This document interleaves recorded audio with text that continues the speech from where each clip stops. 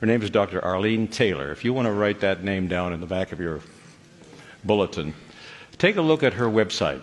She's a brain specialist. She works with the brain surgeons and the neurosurgeons and the brain specialists, but she's especially been involved with neurosurgeons that are not Adventists, that they're not even Christian. They don't believe in God.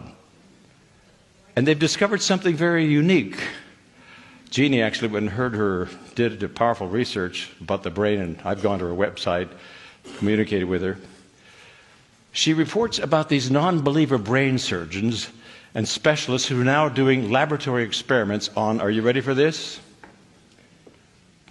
Prayer.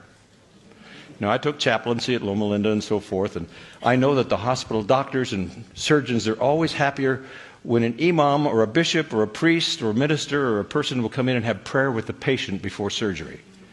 They couldn't understand it, they don't understand it, but they know that prayer makes things go better for the patient and the family.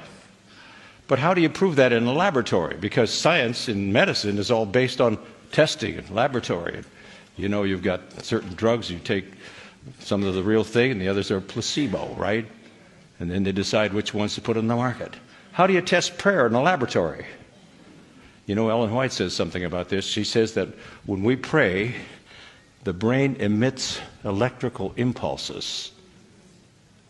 Now, I personally believe that God has a great big cosmic computer, and he can, that big screen, he can catch those prayers, and he can also communicate with me that way. But scientists now, Dr. Taylor says this, in blind studies, they have put these electrodes on your head so that when you pray for someone who's in intensive care in the Orlando hospital, maybe they're even semi-conscious, they don't even know. They don't know about this and you don't know. But when you pray a prayer for anyone, the instant you pray, something happens in the brain of that person you're praying for. That's scientific evidence now that they don't even want to go there because they don't understand this. It's something spooky. It's something mysterious.